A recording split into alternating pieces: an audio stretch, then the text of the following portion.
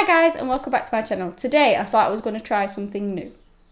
This is totally off what my normal content is, but I wanted to mix it up and go along with another interest of mine, which is criminology.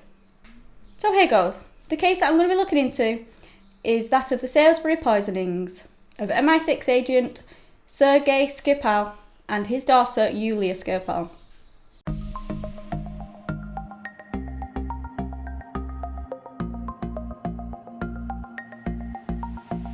I just wanted to let you know that the information that I've gathered is from the internet and the documentary, and I've tried to base this off all of the facts that I can find. On March the 4th, 2018, Sergei, a former Russian military officer and a double agent for the UK's intelligence service, was found slipping in and out of consciousness on a bench outside the Maltings shopping centre. Initially, first responders attended the scene and it was thought to be an overdose, as many would in such a case. The first policewoman on the scene, however, did state that something felt a bit off. She then called in the CID, in which Detective Sergeant Nick Bailey attended the scene. He agreed with the officer that they were unlikely candidates for a drug overdose, and they began looking for his belongings to find his identification. Upon finding his ID, a colleague googled Sergei's name. It was only then that they found out that he had been part of a spy swap deal between Russia and UK 8 years prior. They immediately realised the implications of this. Just a bit of background.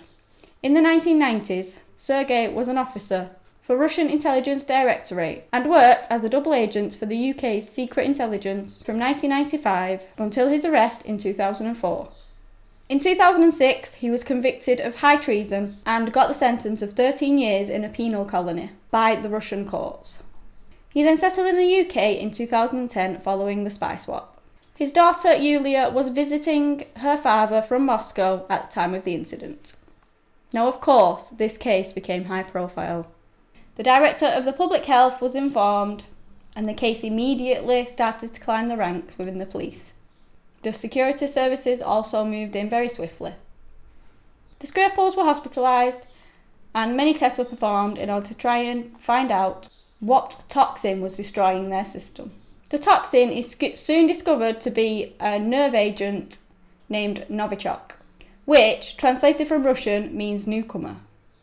It is claimed to be one of the deadliest substances on Earth and was developed by the Soviet Union and Russia between 1971 and 1993. I have put together a timeline of the events leading up to the poisoning, which I will show on the screen now.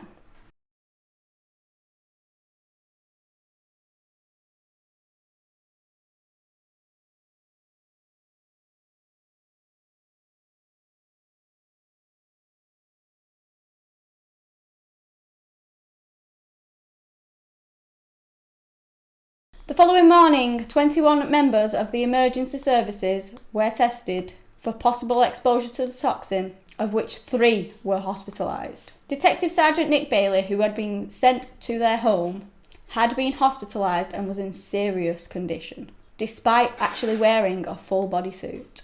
The public were advised to decontaminate their possessions, and the military were deployed to different locations around Salisbury to assist the public with this matter. On the 12th of March, the UK government accused Russia of attempted murder, stating that the Novichok agent had been used in an attempt to kill former GIU officer Sergei Skripal and his daughter Yulia. The British Prime Minister of the time, Theresa May, stated in Parliament that either this was direct action by the Russian state against our country, or the Russian government had lost control of its potentially catastrophic nerve agent and actually allowed it to get in the hands of others. I think that this response was not really that adequate, as if this nerve agent had in fact fallen into the wrong hands, then a lot more people could have been killed. 2 days later, the UK expelled 23 Russian diplomats after the government refused to meet the UK's deadline of midnight on the 13th of March to give an explanation for the use of the substance. In total, 153 Russian diplomats were expelled. Russia later denied the accusations and actually accused Britain of the poisonings. On the 22nd of March, Nick Bailey was discharged. And as of the 26th of March, Sergei and Yulia were still critically ill in hospital. Ross Cassidy, who was a friend of Sergei's, informed the counter-terrorist officers that Sergei was in fact afraid that Putin was out to get him.